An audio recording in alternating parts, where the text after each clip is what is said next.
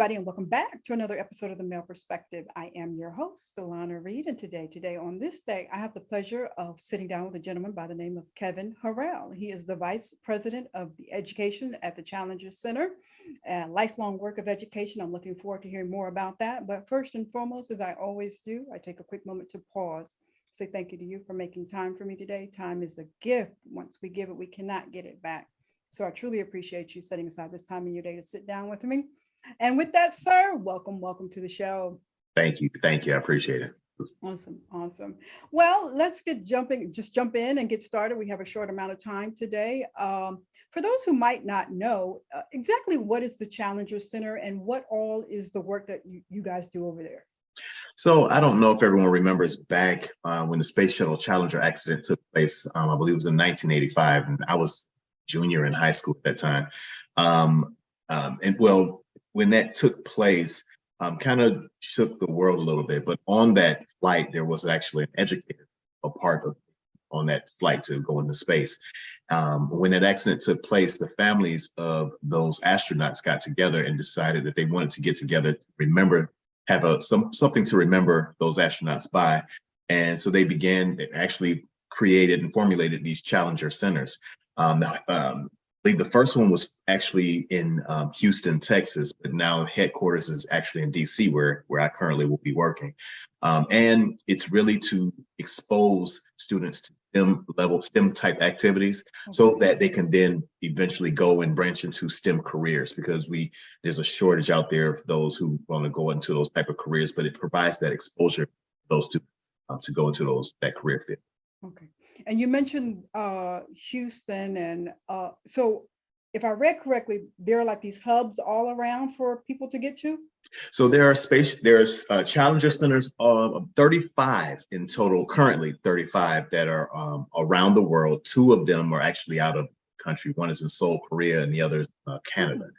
But they're all over the place. And as Vice President of Education, my role is I'm responsible for team that creates those STEM level activities, and students come together, they work in teams, and they actually do missions as if they're actually on a space shuttle themselves, or out in space, or at the space station. Just depends on what the activity is, but we provide students with those experiences, and it's more about the exposure to STEM as opposed to really ensuring that we touch the standards.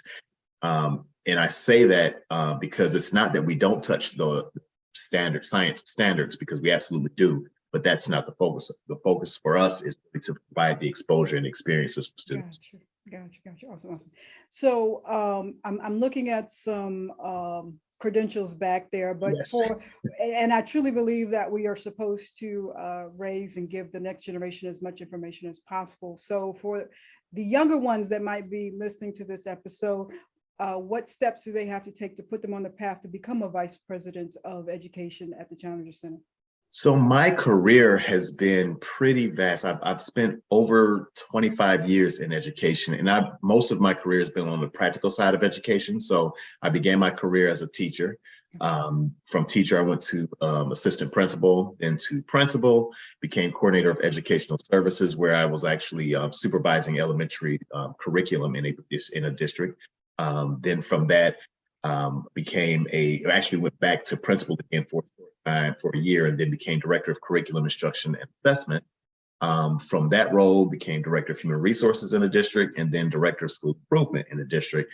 And then after that, right then when we were in the middle of the pandemic, and the face of education was changing. And a lot of the questions that people really had during that time is how and when do we get back to normal education? And my response to that was, well, the face of education is changing, and we are in the process of creating a new normal. Okay. So what will normal education look like? So we were branching out in those areas of digital curriculum, and how do we really make and create curriculum that will have the same level of impact as face-to-face education. And so then I branched out and went to an ed tech company, and was working there as an instructional design specialist.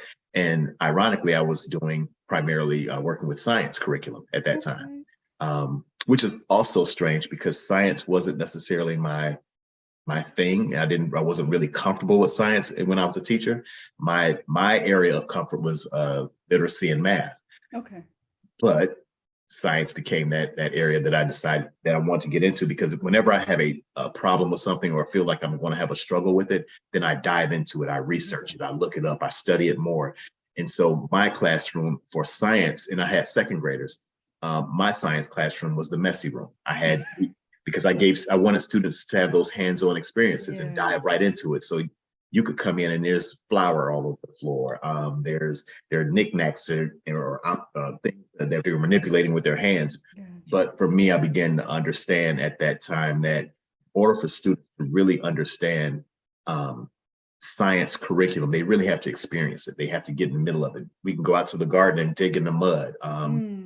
Now, mind you, there were a few complaints from the cleaning staff as well as parents, but students didn't forget those activities at all, because those hands-on exposures stick in your mind a little stronger than just me standing up, regurgitating information and saying you have to remember this.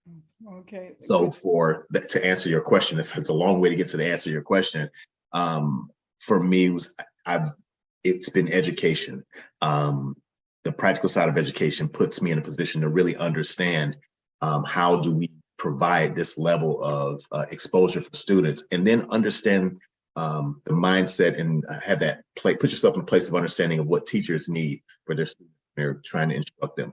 Put yourself in the mind place of a building principal as he's trying to find activities or curriculum or experiences or an exposure for students. Put yourself in the mind of a district level administrator who's looking for those same exposures and looking for funding potentially to provide those things. And so because I've served in the multiple levels and at the multiple levels in the practical side of education, it gives me a real good lens of really understanding what I can do in this role and be successful at it. Awesome. Now, listening to your journey and some of the things that you said, and then some of my conversations with people that are in the public school sector, what I seem to be grasping is a lot of people are shifting from the public school sector to other jobs today in 2023. There seems to be this major shift. I'm wondering, could you shed some light on why my longtime educators are leaving? You have to really do a good job of taking care of yourself. If you are looking for immediate gratification in education, it's not the place you're going to find it, because that comes later. It comes later when students come back to me and say, hey, I remember when I was in your class and this happened, or I remember when you spoke to me and said this. I remember when I was a student in trouble and you were my principal and you told me these things. That comes later. If you're looking for that right away on a consistent basis, that's not going to happen. You have to know within yourself what that impact is going to look like in the future, because you begin to share those experiences. And the other part is you have to be honest with students and families. You have to tell them who you are. They have to understand that this is not just about a paycheck for you. This is really about the deeper mission of providing high quality education for me. What was important is I needed to provide that for students who look like me, who had the experiences that I had, who grew up the way that I may have grown up or not, so for me, it was really about seeing myself in those seats every day and then providing what I needed in ways that I may not have necessarily gotten. And in some ways that I did get it, but mostly in ways that I just didn't get that. So burnout is real easy. And if you don't take care of yourself in this profession, that burnout can come a whole lot faster than you think. And usually what happens when you get to around the 10, 15-year mark, you're breathing heavier. The weight feels a little harder on your shoulders. You're tired. And the other part is you have to be willing as an educator to change with the times. I knew that I couldn't teach the way that I was taught because students have different experiences and exposures that I just didn't have. For me, it was listen to the adult because the adult is talking. Because I said so. Where we don't teach that really. Indirectly, we teach students that you don't have to respect the adult unless the adult respects you first. Mhm. That's not the way I was taught. And indirectly we teach our kids that. And what I mean by that indirect way is because I'm guilty of it. I'll say things like, we don't speak to strangers. Be careful. Don't make sure you do this, make sure you do that. If something happens, make sure you let me know. I'll deal with it. It's not your responsibility to deal with it. I'll take care of it. Students at a young age are very black and white. It is or it isn't. Yeah. But they don't understand the nuances or have the background knowledge that we have. And so when we say or teach certain things, indirectly, we teach a message that students begin to spew or speak that we didn't intend, but now we have to fight for them because, they believe. Think about a baby who just jumps in the middle of the air off the top stair. They know that you're going to catch them, you're not going to let them fall. And so they carry that with them. Like I know my mother and my father, they have my back, and they're going to really take care of me. And so I don't have to listen to this teacher if I don't think that this teacher is really paying attention to me or taking care of me. And we teach them to fight for themselves. And again, there's no right or wrong in that. It's just the reality of the situation. If I'm not, as a teacher, willing to change with time and respond in the way that they need to be responded to and give them that level of respect that they're expecting, then I'm not going to get it in return. And now we're going to have a constant battle. Sometimes you have to give in order to get. And again, I apologize for my long-winded answer to get to the short. No. That's what I mean, because it's always fascinating to me because we're in the same age bracket. So, I growing up, it was guaranteed. Mom, auntie, grandma was going to be at the PTA meetings. Yes. The principal could call if you were misbehaving, and somebody was going to be down in the office in 5 minutes looking at your side eye while, Yes. you were getting the story. Yes. But from what I'm hearing now, that there's a disconnect between the parent and the staff in the education system. And it seems like we all should have the same goal of getting this student from point A to B, which is graduation, and then off to being a productive citizen in society, whatever that might be. But Absolutely. We're having headbutts, and I'm always confused as to why, because we have to get on the same page. Yeah. But if I'm a student, and as a student, I had bad experiences myself. Those bad experiences, when I begin to have children, are going to bleed off into them. Okay. And then once it bleeds off into them, it becomes a continuous cycle. And so as the professional, it's my role to really try and put myself in a place of understanding. I wonder why they're responding in this way. Okay. And many times what we fall into the trap of, and I used to have to say this a lot as a building principal with my staff. I understand that you're upset. But you're not necessarily upset with what's being said as much as how it's being said. Okay. If someone is walking into a building and they're all of a sudden they're real defensive and they're screaming and they're hollering, they're raising their voice about their child, they're fighting for their child the only way they know how. Okay. And so what I have to do is somehow try to figure out what I need to do to disarm that and hear the words that are being spoken as opposed to how the words are being spoken. And I think sometimes as a people, we get defensive as well, because we're fighters. We've had to fight for everything that we have in life.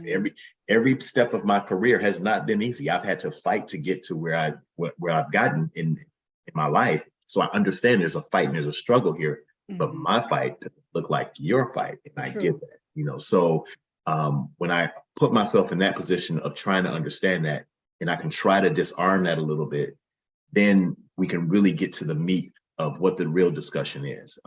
And again, I used to hear this all the time. There's not a parent who's sitting at home keeping all of the great kids at home and sending just the bad ones. They're sending their best every day.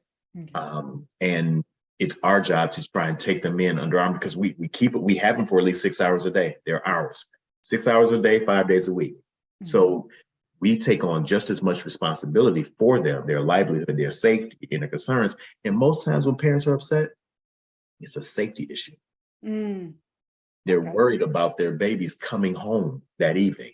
Okay. It's mostly about safety. And so, of course, are there other issues? Yes, are there academic concerns and all of that, but really safety is the one that sparks that level of fire internally. And I know that feeling because I would feel the same for my kids as well. Gotcha. Safety. Let me kind of segue a little bit, but kind of stay in the same area. When we're talking about safety and we're talking about the school environment, one of the things that I've always been puzzled about, and before coming on today's show, I saw that some of your previous background was with the East Cleveland City School District, Yes. and I Googled, and that particular school district is 98% Black. And you had also mentioned about teaching kids that look like us.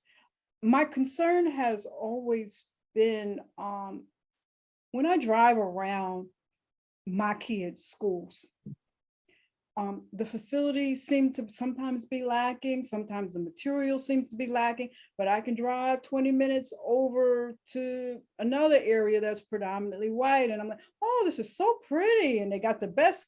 When it comes to funding, why do our kids get less money, or what's going on? Explain to me what's going on here. So that is a very complex answer, and it varies. It's going to vary by state, but in Ohio, since you brought that up, in Ohio, funding is based on tax dollars. Okay.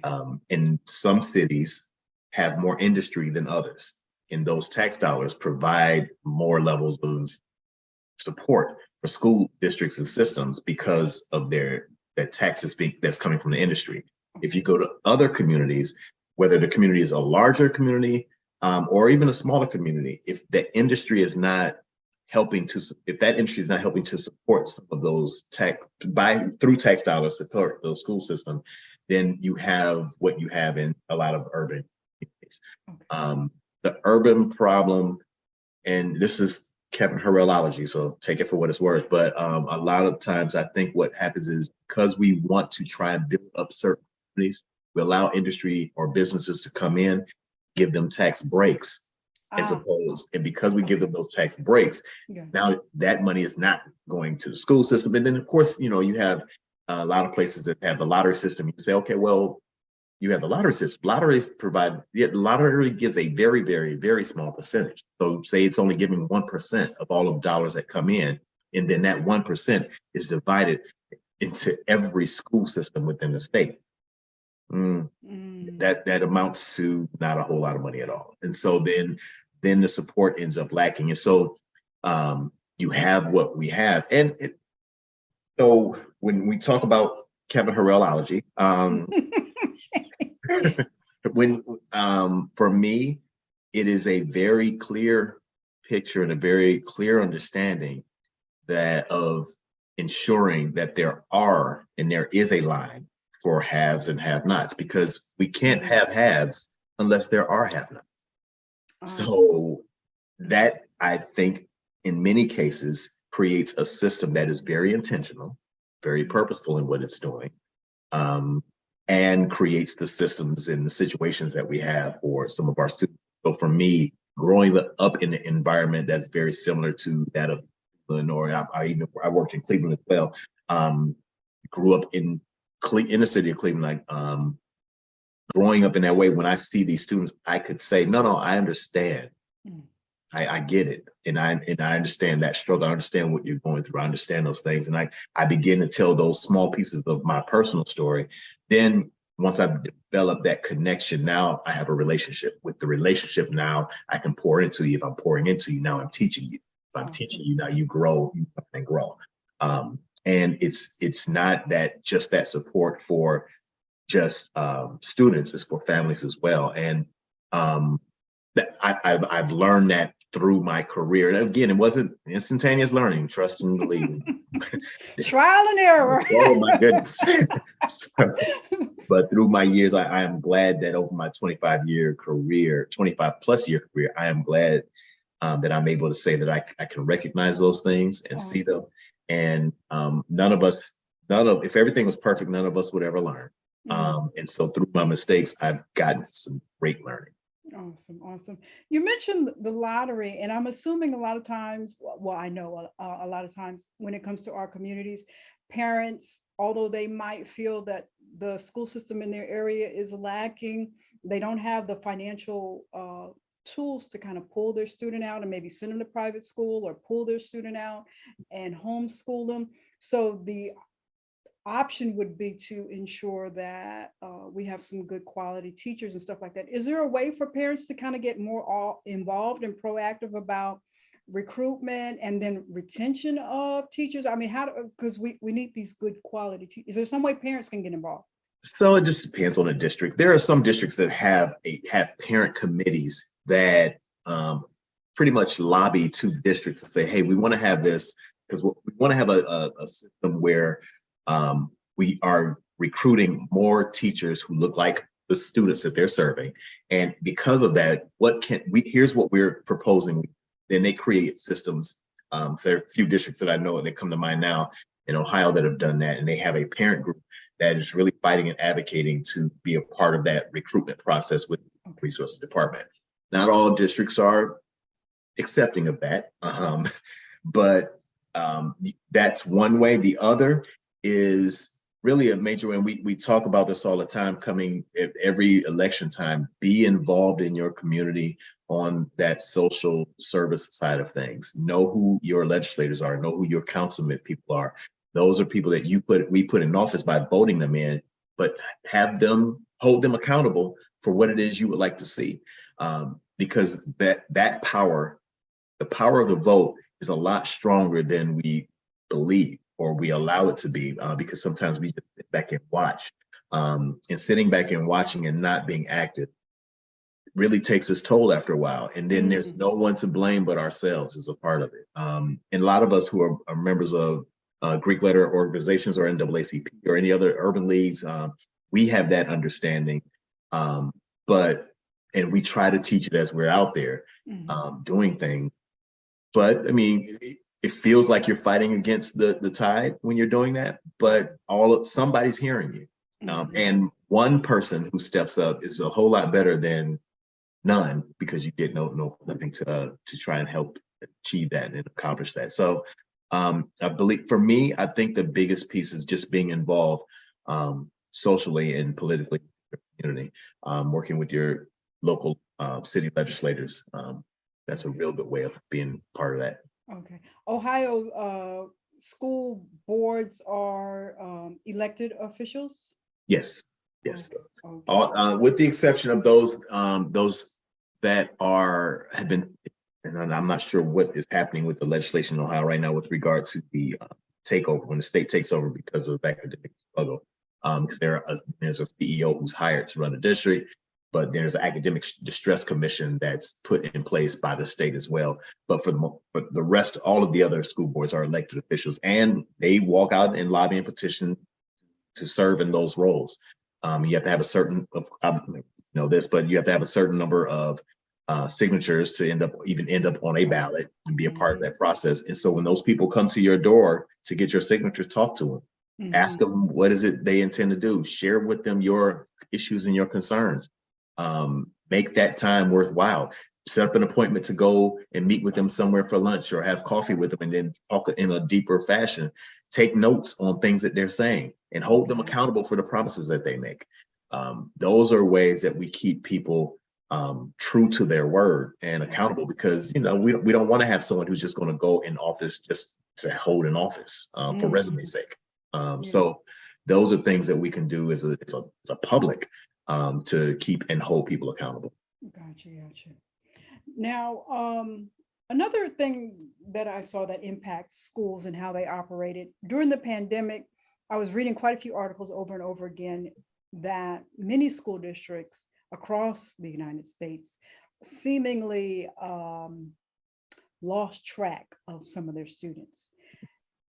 When it comes to attendance, how does funding play in, especially, and also like test scores, with how much money a school gets if we're not having the bodies in the building? How does that play out? So there's average daily membership, where that's money that's given to the district based on the number of students that are enrolled within a particular district. And so that is part of the funding formula that's used to ensure the district. So when you see those numbers, and you'll pull numbers on a district and they'll say $17,000 per student use to help support that student. Okay. That's based on budget numbers, money that's used in the budget code for curriculum that's provided for students, supplies that's provided for students.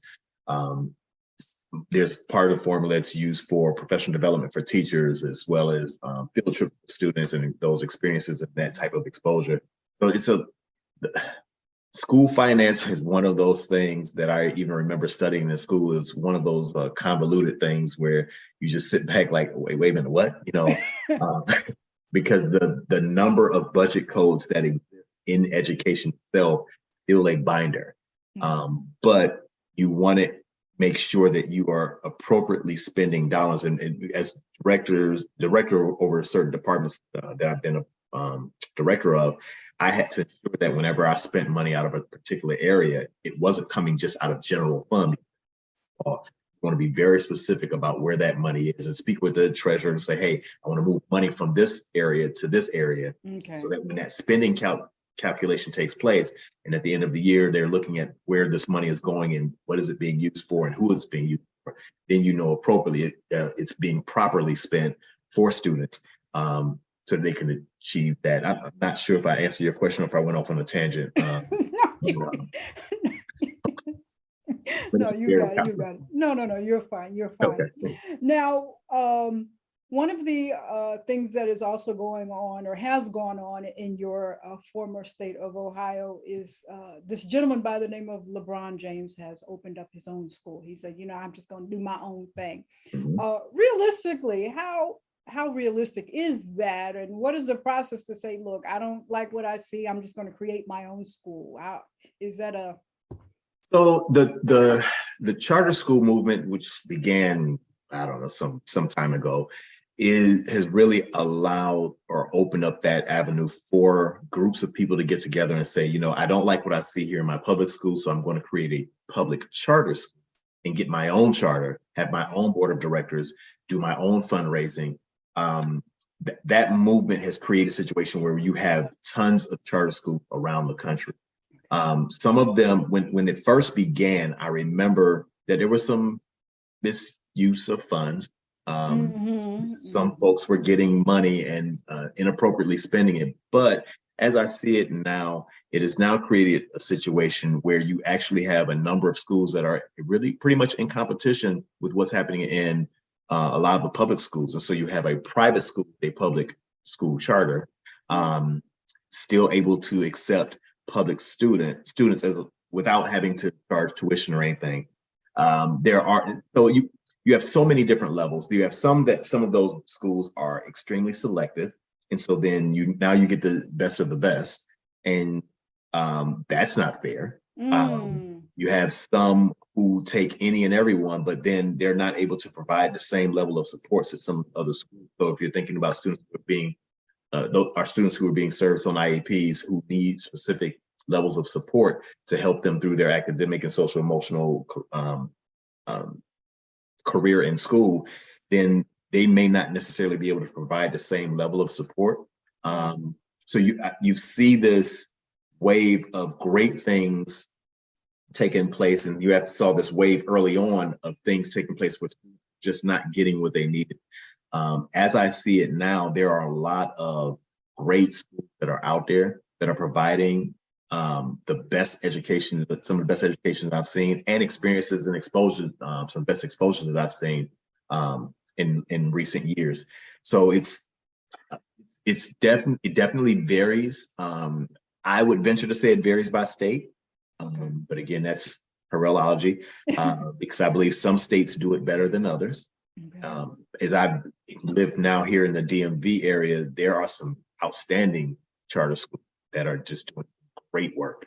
But I've been in other states as well, and I've seen some charter schools who struggle. And it's not that they have poor intentions. It's not that at all. It's just that they just haven't quite figured out what that formula looks like to achieve the things that they need to achieve. Okay, understood.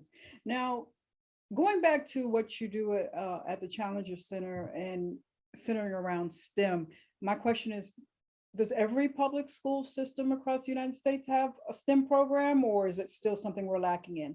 So it's not a situation where every school, so every academic institution is now, they are truly trying to provide STEM level activities for students.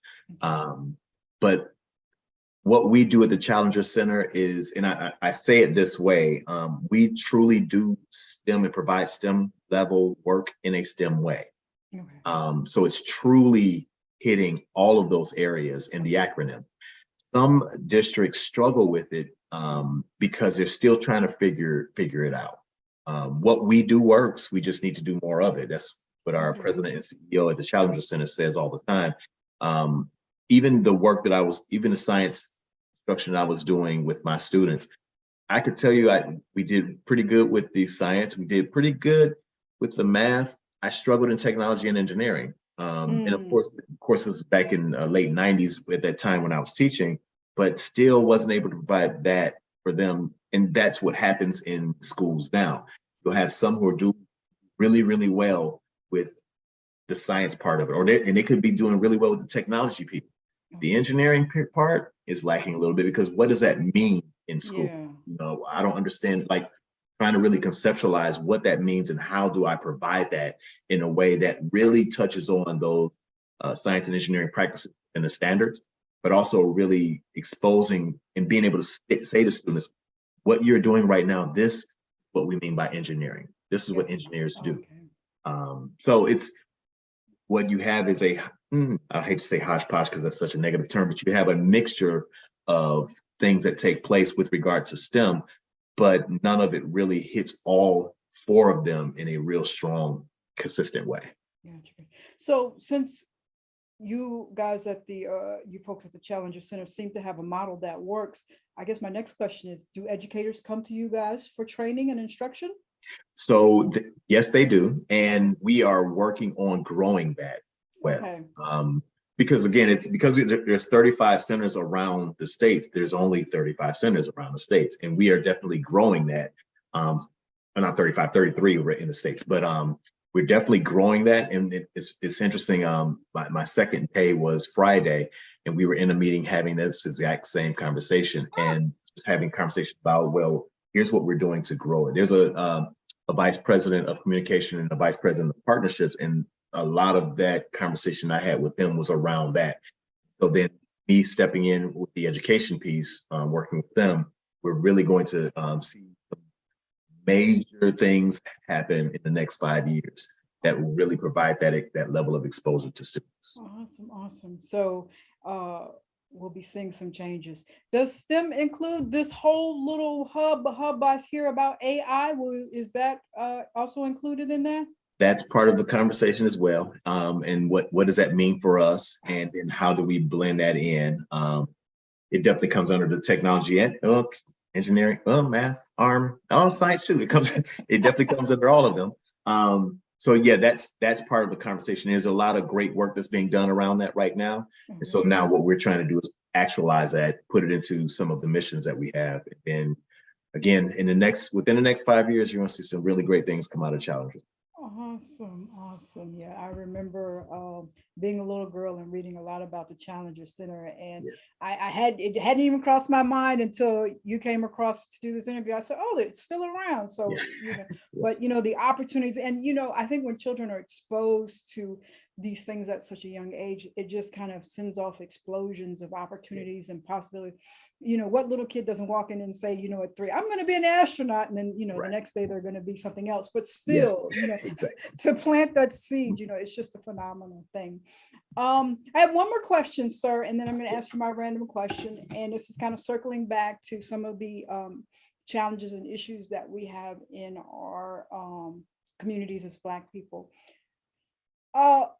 We've been in this public school setting for hundreds of years now. We've been in teaching situations for hundreds of years now. Why is it us Black folks, we are still little numbers when it comes to, especially Black men? Why are we not pursuing teaching careers? So part of it is what we talk about societally. that's not a word, but I just created. But in society, what we talk about, we glorify a lot of areas without glorifying others. I had students who talked to me about, like I remember one student very, very clearly who wanted to do what his father did. And his father repaired refrigerators. And I said, well, why do you want to do that? He said, well, he doesn't have to get up early in the morning every day or wear a uniform. He just goes, gets a call, he gets to make an appointment, he gets to go out. And so what I began to talk to that student about, because he didn't want to come to school. Exactly. And I'm like, well, school is your job. He said, well, my father doesn't have to go anywhere and do this. And so what I began to talk to him about was entrepreneurship. So to be an entrepreneur, you're able to do that, but you still have to have that base level of knowledge and information. So it's really about talking about not only the importance, but what great things come out of being a classroom teacher. What are those things? This is what you gain. And if you're going into it, if you're going into it for simply just a paycheck, then that's the wrong reason. I wouldn't even want you in the field at all because of that. I remember one of my professors early on walked in front of the class. It was a first day of school class, and she came up and she said, I'm going to say this, and then I'm going to pause for a moment. And the pause is for any of you who feel that you're in the wrong place and you need to leave. She said, teaching is a calling. If you don't believe you've been called to be here, I need you to leave now. And you would think that that statement is very intimidating, and people will say, I'm good. I'm just going to stay. I'm okay. We had a few who got up and left. But again, she said it happens every class because there are some who come to this and come into this, and without knowing it, they're coming to do harm to kids. And I refuse to be a part of that. Wow. And so it is truly something that you have to feel as though you've been called to do. It has to mean and have a deeper purpose for you to do it. Because again, as I mentioned earlier, the burnout will happen. Yeah. The exhaustion will take place. And the other thing is, like, even going into the field, for me, I made it fun. It wasn't, okay, I'm going to teach for 30 years and do something. Let me see what else I can get into. And then have people to be able to see something to pour into you and to drive you in a different way. As a building principal, I saw things in my teachers all the time that they may not have seen in themselves. And I provided those experiences, exposures for them. They can do something different, because just walking in front of students and teaching, although great, for them, it gets, after a while, it's mundane. It gets to be boring. I'm just doing this. I'm waking up, I teach, I go home. I wake up, I teach, I go home. But then for me, it was, okay, well, what did you I noticed that you do this very well. At the next staff meeting, I want you on the agenda, and I want you to teach the other staff members about those things. I want to videotape a classroom so I can show others across the district that these are the great things taking place in this building. Hey, there's a meeting that I don't want to go to. I'd rather send you to go to that meeting, take the notes, learn something, bring it back, and then you can provide that to the staff. So I always did that and provided those opportunities for teachers, just to really not just switch things up, but also make the job fun. And then the tough part as a building level administrator is to make sure you recognize your staff. You have to tell them and let them know that you appreciate the fact that they come in there every day to do that job, because it is a thankless job at times. And you have to be that first person to say thank you to them. Every morning, I made it a point to go to every classroom before the student came in to say good morning. Hey, how you doing? How was your weekend? And then remember certain things. How's your daughter doing? And ask those kinds of questions, because for me, this is my family. As I talk about students being in the building for 6 hours a day, the staff is in the building more hours every day. So we're a family too. And so I wanted to treat it that way. And so I always wanted to make sure I did those check-ins and even checkouts with people at the end of the day. Hey, make sure you have a good weekend. Enjoy your time. I know you said you're going out of town. Have a good, let me know what your trip, take a good pic.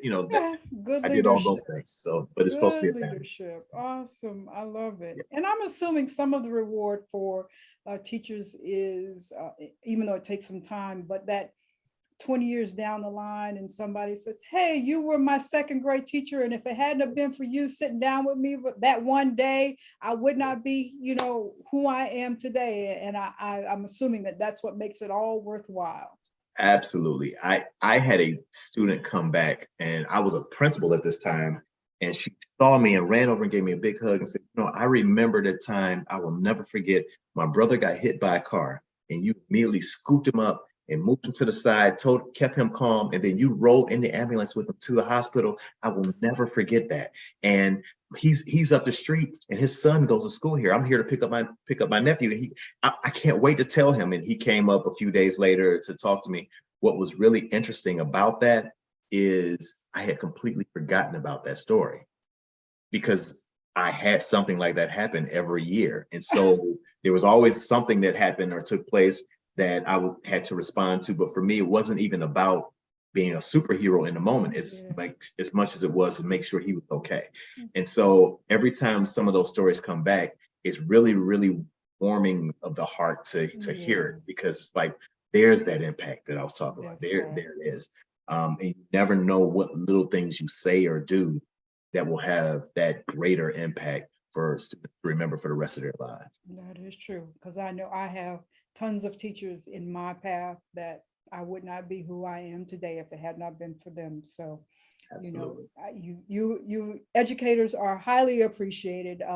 Sometimes I know you don't hear it, but you're highly appreciated. So, thank you. Well, sir, I'm going to ask you my random question, and then I'm going to ask you how we get in touch with the Challenger Center and possibly stop by for a visit or next. So let's see what we have here. Name a song you know by heart. Oh, lyrics or music? Doesn't matter, whatever you're more comfortable with. Okay. Oh, I don't have to sing it, do I? No. Okay.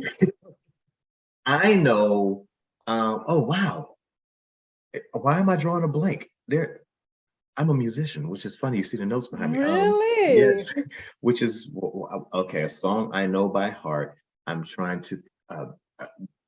I got the educator on freeze.